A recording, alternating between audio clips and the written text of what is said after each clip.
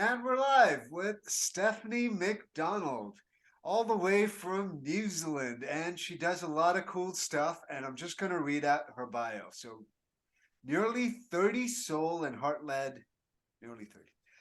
and heart led mentor, from New Zealand, passionate about New Earth leadership, cultivating and embodying soul through the practice of art and restoring natural values. She's written 3 books. She's an award winning makeup artist. Steph loves to be creative and to inspire this in others. She channels artworks and is a way shower in following the path of the self. And she does Weru and Koru, and she'll tell us all about those practices.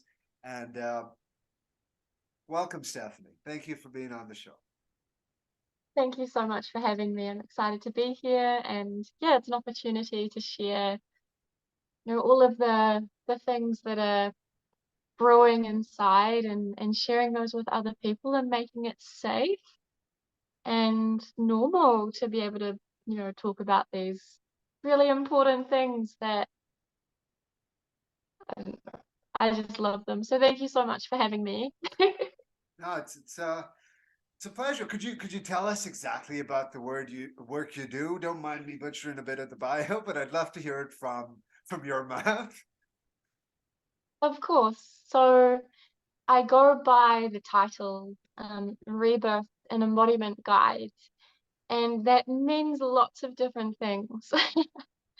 So one of the biggest, I guess, modalities that I work with is art, because essentially art mirrors creation, the creative process, and we each have our own unique creative process and how we, create and birth things into the world.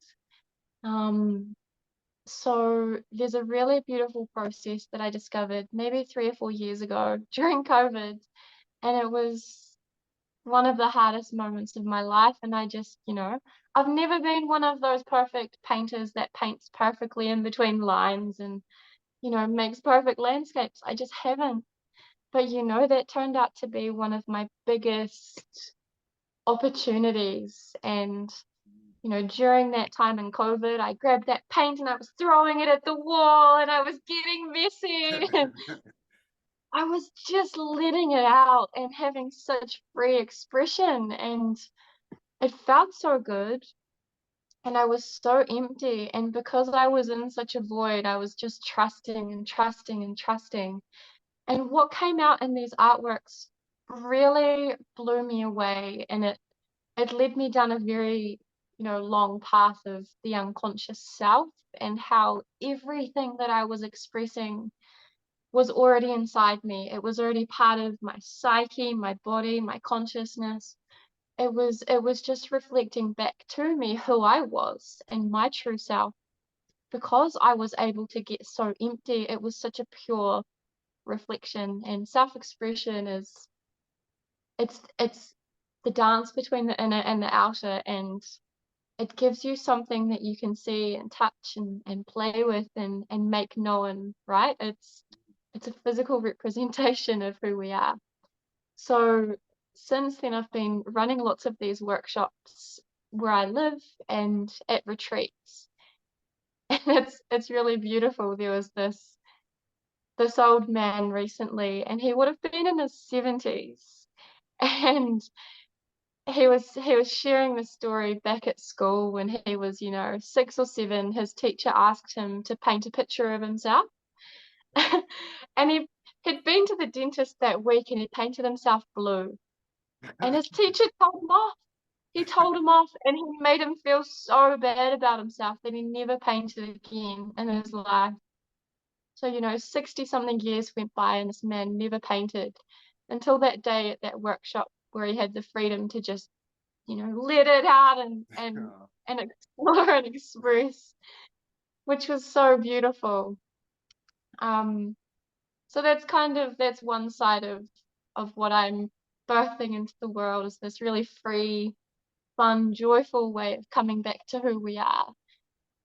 And then the other modality I work with is earth, so nature. So I guess the term is like ecotherapy, and that's returning people back to their true nature by spending time with Gaia and grounding. And because Earth is such a pure reflection, she reminds us, flowers don't compare themselves to the flowers beside them. They all just blossom, right? And deciduous trees lose their leaves, and it teaches us a process of letting go and just grounding and being one with Earth again is such a deconditioning, and that too is very similar to the art work that I do. They're just two different ways of doing the same thing. So yeah, that's a little bit of what I do in a nutshell is the art and working with Earth. That's awesome. And so, what for the earth? I'm just curious. So is it like forest bathing is what we call it here? Is it like a workshop in like outdoors, or how does it work? Just if I were to attend one, I mean, it's a bit of a flight for me, but if I did, It's different for everyone. So we always start off with like a quick Zoom call, and we see where the person's at and what they're going through. And it could be they're just not feeling worthy in life.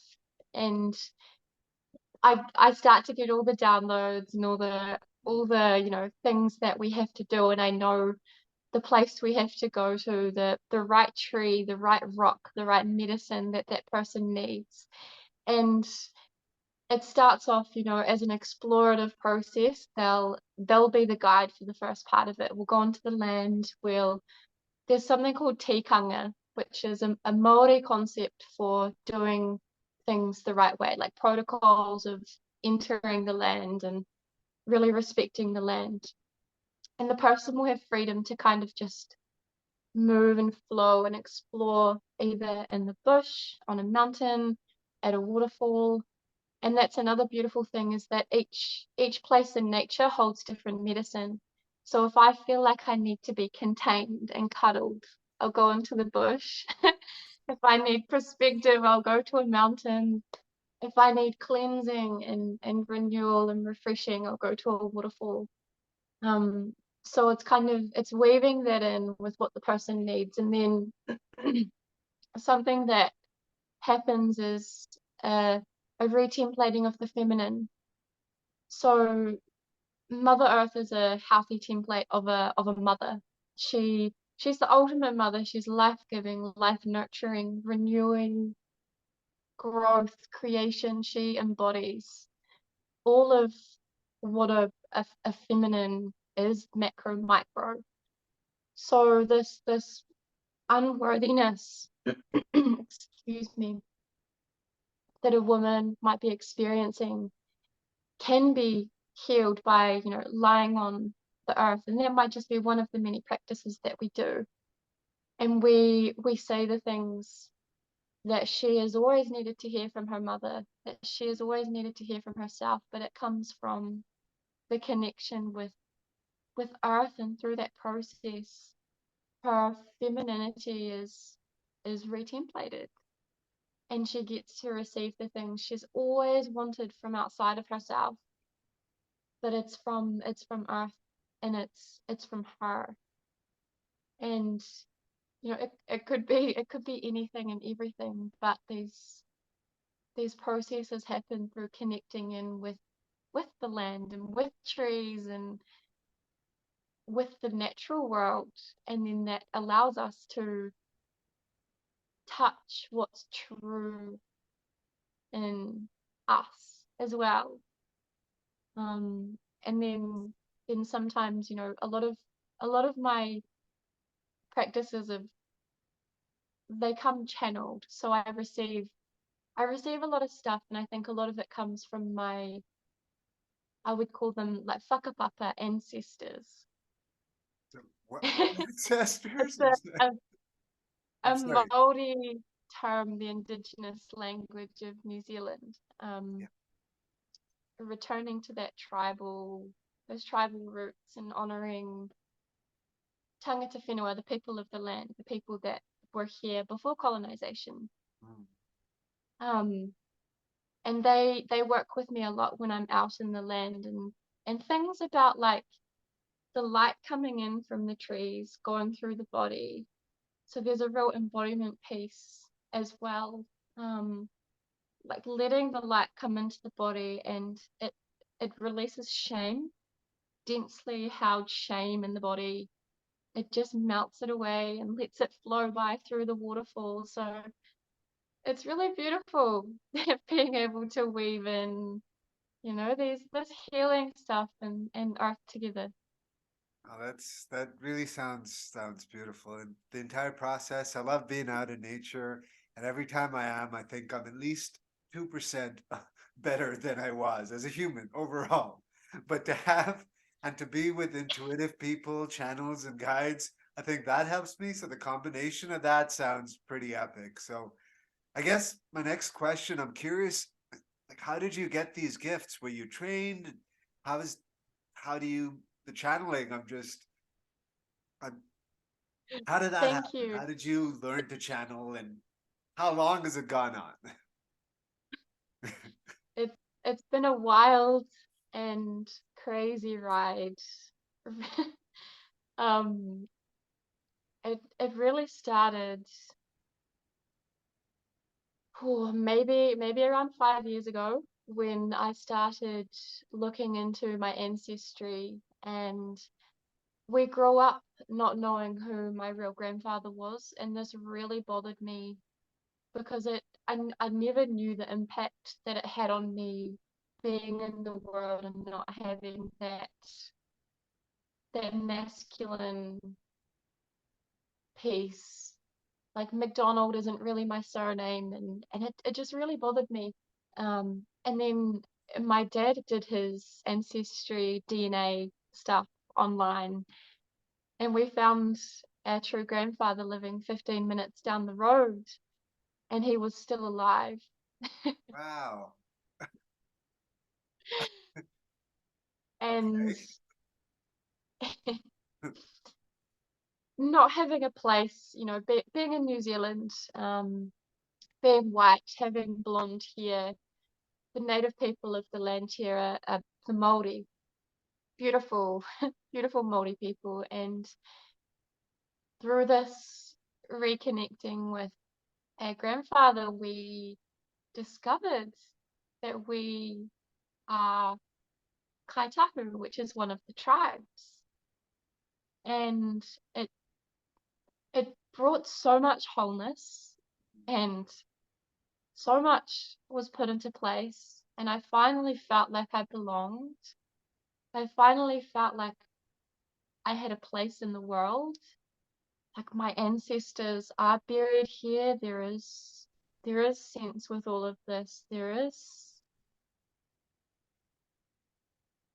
home. And since discovering that, I it made a lot of things kind of make sense. So there's this beautiful place that I've been going to for healing weekends and connecting him with the ocean there. And lo and behold, after visiting that place, it's the exact place where the ancestors arrived to New Zealand on the waka, the boat. It's the exact same place, and They work places clean. that I really connect with. So Arete Beach, which is close by, and the place where I live now, Riverton. It just so turns out that my great great grandfather lived on a tent on the Arete River and plowed horses here in Riverton. Wow. So it's it, it feels like home. And when I was in that beautiful place by the ocean, I started receiving these visions of, it was an eye, and the eye was a globe, and the eyelashes were forests. And then it started morphing into the eye of a dragon. And it never made sense to me until until a lot later. And visions of, I'm just about 30 next month, and this was probably around age 22. I got curious and I asked myself, what does it look like inside my womb? and I saw forests and trees growing and falling and growing and falling, and I was like, what? It makes no sense. It's supposed to be like pink and fleshy. And then I realized that ME stands for Mother Earth.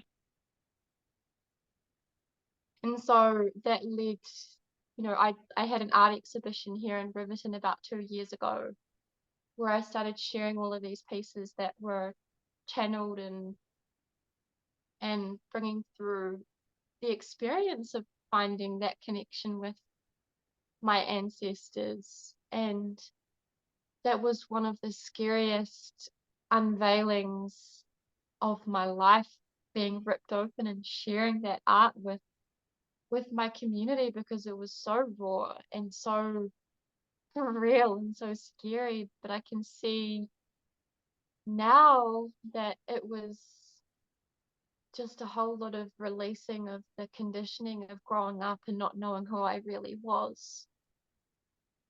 And I guess that's kind of how I discovered, these gifts, through connecting in with what is real and true for me. And yeah, it's not something I've seen online. It's not something I've learned or taken a course for. And that's also been a really big part of this journey, is unashamedly owning what I'm feeling and what I'm seeing and what I'm experiencing, and seeing how it's so much more effective than traditional therapy, and not even believing in, the term mental health, because it's all in the body, and it's so much bigger than what we've been taught. And yeah, I'm just here believing in myself and believing in this work and running with it, believing that it's here for a bigger purpose. That's- Love it. Thank you. Thank you for sharing that. That I could feel the energy and how much that, like how that moved you to where you are right now. And when did you find out about your grandfather? How old were you? And like how many years ago? And did your channeling, did you always have it before then? And then you just Yeah, tapped into it more after? Is that what happened? Or totally. I guess I've always been quite open. yeah. Um, Growing up, I felt really different and, you know, kind of out of place. So I think I know that there's always been an openness, but we met him now maybe around 3 years ago. And he passed away last year, so it was really beautiful that Dad got to meet him before he, did pass on. Um, I think, I think in truth, knowing knowing more of my place in the world gave me permission to be more of who I am in the world. I think it was that being proud of who I really am, and that made it safe, like more safe for me to walk upon the earth in my truth, in my naturalness. No, that ancestry test really paid off for you and the family and all your clients. That is whatever. I mean, that is really value for your money right there. Yeah. I mean, no Thank you. affiliation to ancestry.com, but hey, sometimes the big corporations really do help. Uh, I'm glad. I I haven't love even experienced your classes or your workshops, but I can feel how deeply therapeutic they'll be. And so thank you, Ancestry, like.com. that. Right? Um, wow. And so so in terms of the channeling, I guess it started in the last 3 years, and then you've been had your business up since then, and you were primarily an artist before then, but I guess you were channeling your art too, it sounds like. I didn't do as much homework, but I really want to see your art, and I'm scrolling through now to see where I can find it. Where would one find your? It's on your Facebook page, right? On your Yeah, Instagram there's too, lots and of different. I'm sorry. Yeah, I share a lot of the art as it comes up. I've got a like a portfolio on my website. It's currently hidden, but I will open it up purely for the next few weeks if anyone did want to have a look. Um, and it's such an interesting question though, because when did the channeling start happen? Like I don't know if there's a moment when we become conscious of it, but I've been through so many cycles now where we always do things without knowing why, and it always makes sense later, right? So I think we're always connected to the truth no matter what. And things that I painted, even as a child, with no understanding, in the last, 5 years, things that have come through when I've not even been aware or trying to channel, I look at them now and I'm like, whoa, that is my whole life. That is my mission. That is my purpose. That is why I'm here. That red dot represents like this, and everything is always there. We're always, it's always pure. Um, like symbols, symbols that come through in art, and I'm like, means nothing. A year later, I'm like, that's like such a crazy symbol. How did I come up with that? Can you give can you give me an example? I'm so curious for the uninitiated. Just a brief example, if you don't mind. I'm like, what could a dot mean to you? Or like, a funky shape. Is there something you can think off the top of your head that could illustrate your point? Yeah, let me think of the.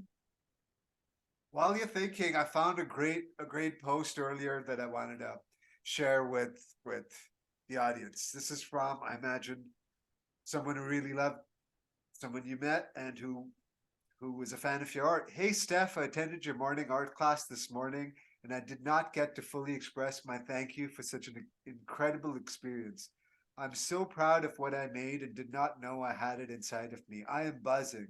Thank you so much, and what a beautiful soul you have. So clear, you have it so clearly flows out of you. I feel changed, and my hubby loves the piece. So, mending marriages too and hearts. That's beautiful. I saw that earlier when I was scanning through, and yeah. Thank you for the work you do. Oh, thank you. You. I think if anyone's listening to this and is like, I have to be serious and I have to follow the steps and be, you don't. You get to do it joyfully and throw paint on your face and be yourself, because the most powerful classes, people get the best results when I make mistakes first. When I show up with paint on my cheek and I don't know that it's there, or if I tip something and I'm like, oh well, it's all good.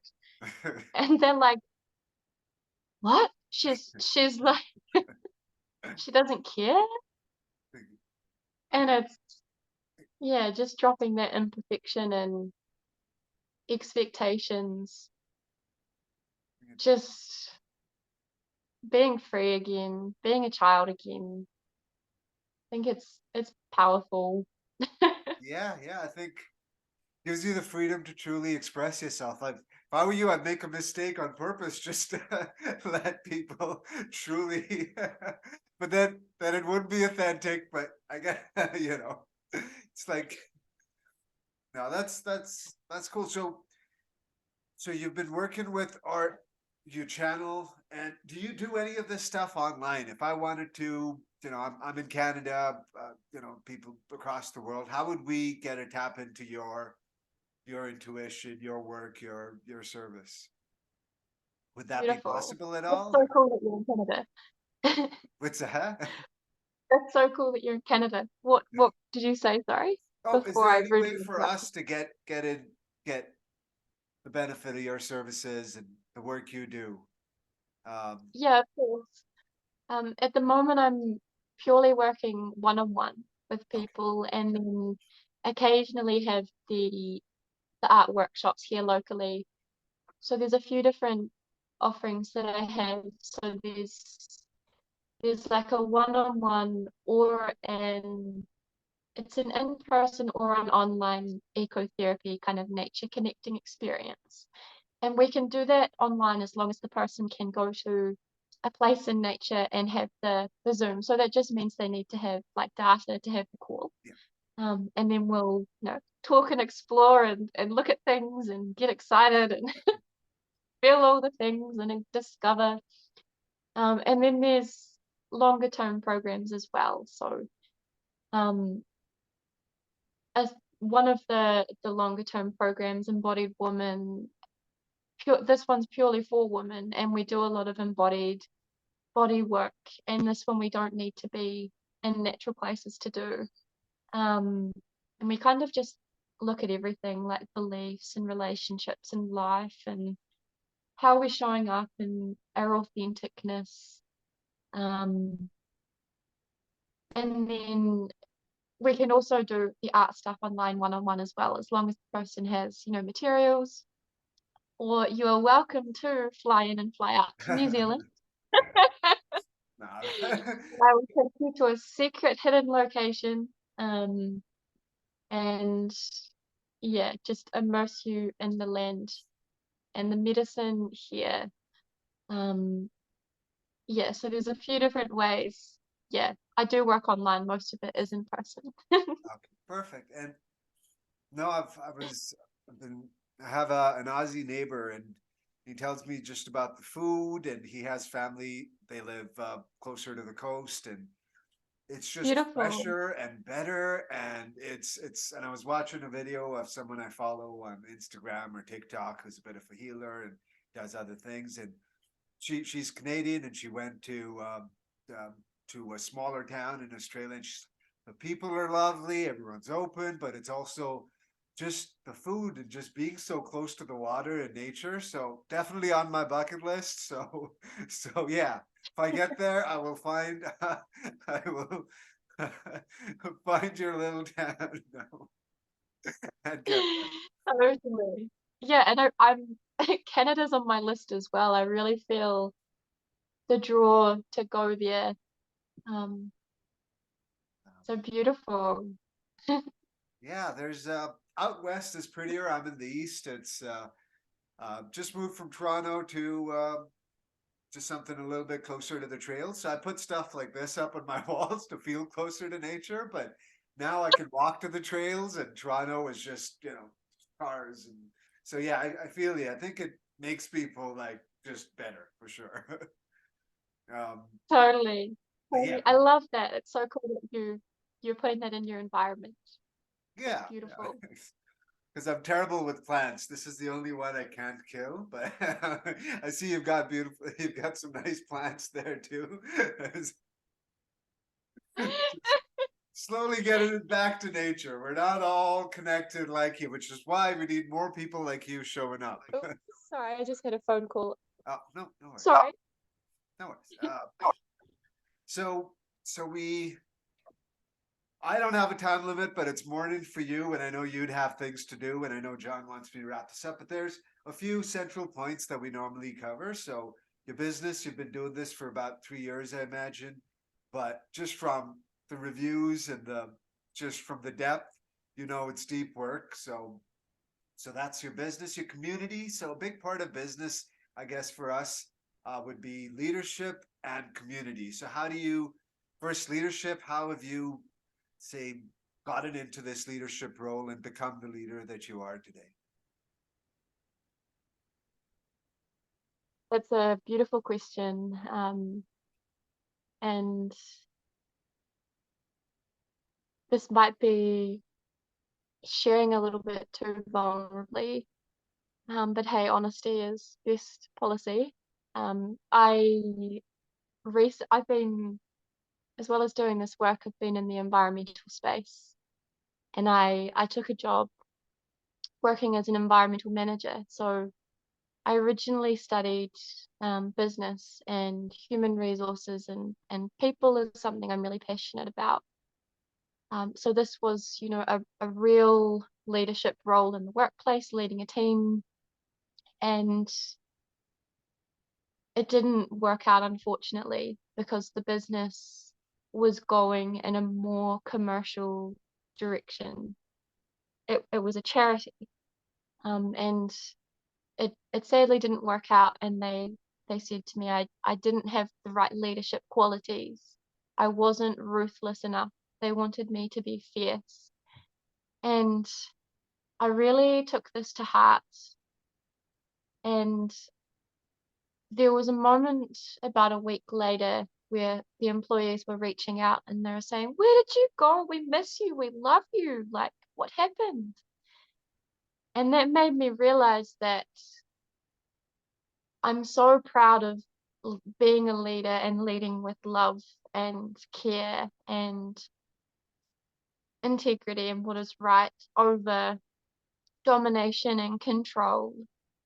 And I just feel so proud in how I managed that situation, because I think it's important that when we're leading by example, people should want to do things because they respect you instead of being scared of you. So as a leader, I will always, almost certainly 100% be myself and do what's in the highest, best, and good for all involved. And that may not be what other people like or want. Um, yeah, I Bless. hope that kind of answers the question. Yeah, yeah, it did. It did, and yeah, thank you for sharing that. That was it. Was like initially you were like you were being vulnerable, but you were proud of it, which is something to be proud of because you served the actual people who were working for you and with you. So, and I guess that leads to community. You must have built a community around this, and I guess you build a community even in a charity that seems to have lost some of its values, but you build a community. So how have you do you have sort of an active community, and what does that involve? How did you build your community or find it? A lot of a lot of the community that I tap into is here locally, um, which I like. Online community is so beautiful, and the biggest community piece for me is being connected with the people that I'm surrounded by. Um, and then of course the online community is really important, and that just comes from being real and true and authentic and making it safe for people to be themselves. And I'm not, you know, dominating or in charge of other people. They are free and safe to be who they are. And I think it's all a matter of safety and making it safe for people to be sovereign and choose. And yeah, there's beautiful communities that I'm, yeah, really grateful to be a part of. It just happens naturally by you being yourself, is what I'm getting. Yeah, I didn't make 10 steps on like I'm gonna, you know, do these things. That's good. It's more organic, I guess. And we discussed, I guess, spirituality too. It sort of came to you the more you discovered who you are and your background. Was spirituality something that you actively sought out, or do you consider what's spirituality? Your turn.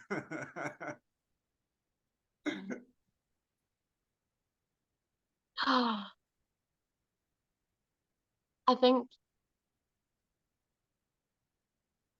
it's such a broad term. It depends what our definition of spirituality is. And I guess we're always spiritually connected and have always been since birth. Um, my spiritual expansion happened when I got my first wisdom tooth out, and Okay. I was terrified, and it was painful, and I didn't want to do it, and I was avoiding having my wisdom tooth out. But it came out, and I went home, and I lay in my bed all cold and shivering and feeling sorry for myself. And I closed my eyes, and I thought I thought I was lying there for 10 minutes just with my eyes closed, but I'd fallen asleep.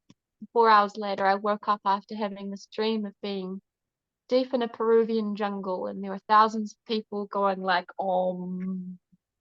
And this lady comes over to me and she shows me how I can heal myself by doing certain hand movements. I woke up and I'm like, what is this?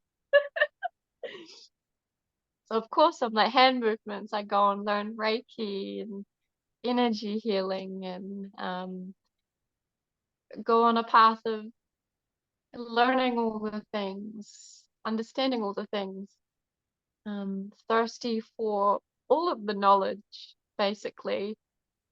Um, but I think now the I mean, there's so many paths, right? There are so many different pathways we can go when it comes to spirituality.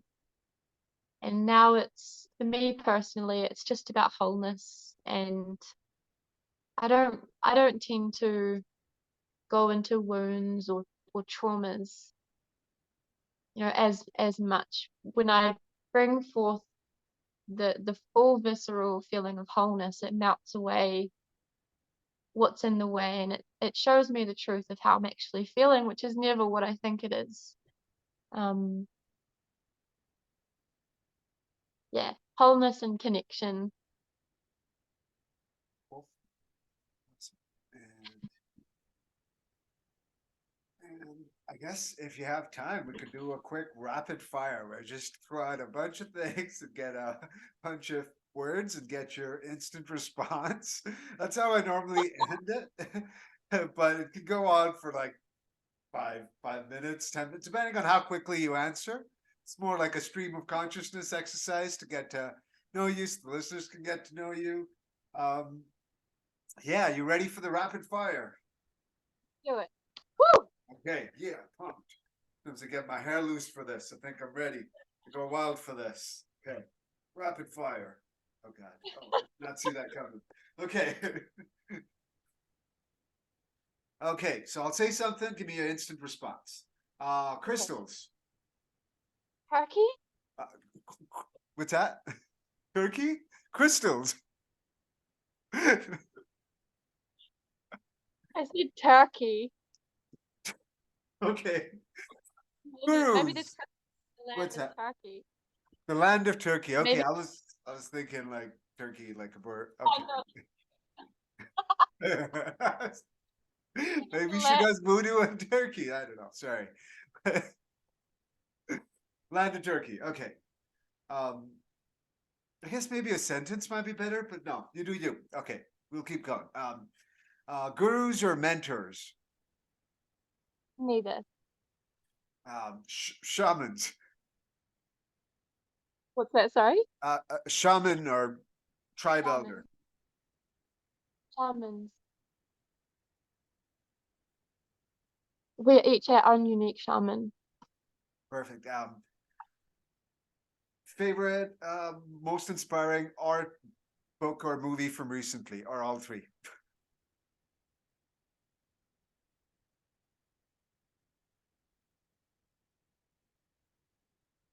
Mm. That's such a big question. It is rapid fire. Most inspiring thing recently was the sunset that I experienced the other night. Perfect. Um, Magic and energy healing.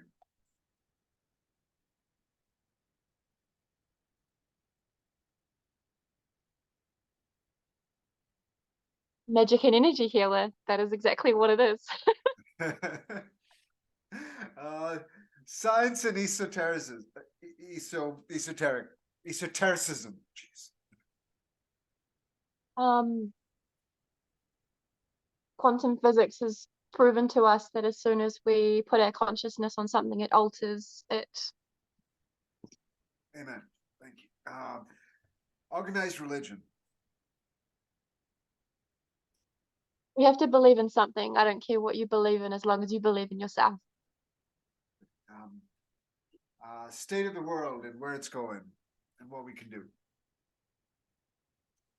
I feel sad about the state of the world. I see we're so disconnected from our bodies, it causes us to overeat food that we don't need to eat and consume things that we don't need to consume and wear makeup and perfume and strip the earth of our natural resources just to feel something for 5 minutes. And it makes me sad. And I dream of, you know, humans being connected with who they are in their hearts so that they can live more consciously and heart-led and not cause harm or pain on others and not cause pain and harm to our earth. Awesome. Thank you. Ways you connect to divinity. Ooh, dancing, painting, breathing, being, feeling, looking at trees, focusing on divinity. That's probably the most direct way. I guess breath work, meditation styles are which what works for you. I have a beautiful friend, Sarah Menlove, who does amazing breath work. I've been doing like a really quick 5 minute process in the mornings. It's just like an energy boosting breath work. Meditation, I don't do a lot of anymore. I feel like my life is just one big living meditation prayer, and I'm just, if I want to know something, I'm kind of tuned in every moment. Um, but for me, the biggest thing to get like time out, relaxation is a salt bath. Highly recommend. Um, Psychology and philosophy. Psychology is probably philosophy. Well, enough said, I guess. Um, Psychedelics and herbs and diet and nutrition. Um, had some really beautiful experiences on mushrooms and ayahuasca and DMT. I don't do or take substances often. It's very rare if I do.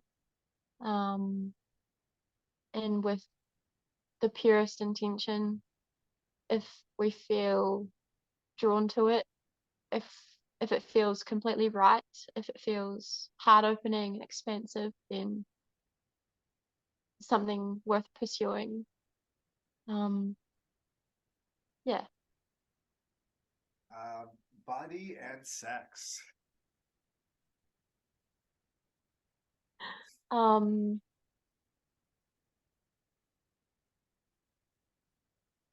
how do I answer this one? My goodness. It's like Um, I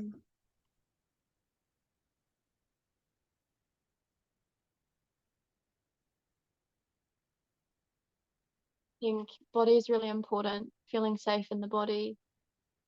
Um, Listening to the body. Each person has their own sexuality, and that's beautiful. Um, I I enjoy feeling beautiful and connected and tuned in and embodying beauty and love and goodness. Um,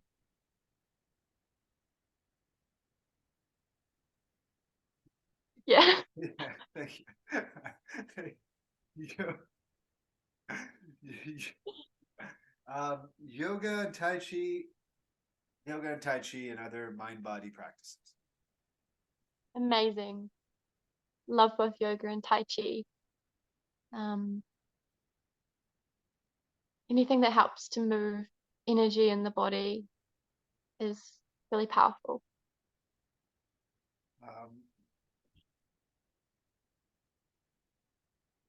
Dancing, we've covered dancing and singing and chanting, I guess. Dancing, singing, and chanting. Beautiful self-expression. Sometimes if we're having a really bad day, we just need to have a big sing. And yes, animals and nature. You've, you've expressed your love and work with nature, but animals. Animals are beautiful beings on the planet, and I feel like they have equal value and right to be here just as much as we do. And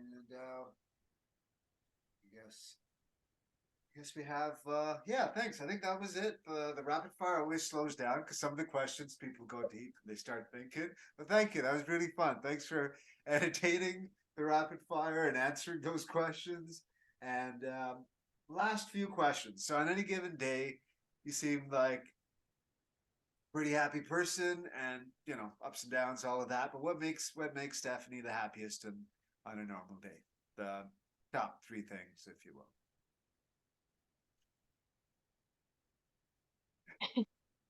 I'd say chocolate, coffee, and painting. I think big, biggest things. I used to live very much kind of free-spirited and go with the flow, and that made me very happy. But what I realized is that when I live more structured with a daily routine, I actually treat my time as very sacred, and I give myself the full respect that I deserve as a human being. And when I treat my time and what I'm doing with the highest reverence, it makes me feel as though every step upon the earth is so sacred, and my routine is to thank for that, because the way that I spend my time is how I live my life, and that makes me the happiest. Um, what second last question. What are your most consistent or persistent thoughts? What gets the most airtime in your head? Ooh.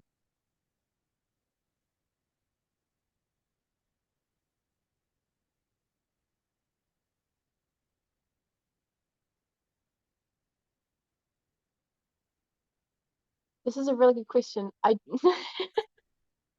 do a process quite regularly where I write down the 10 things that I'm thinking the most about and I burn it, and then I forget those things. So That's a cool practice. I didn't. Yeah, it's awesome. yeah, So it changes all the time, but yeah, it's in, sometimes it's money and my body and love. Am I doing enough? Am I being enough? And then I just write them down and burn it, and then have a cup of coffee and paint a picture and remind myself that everything's gonna be okay.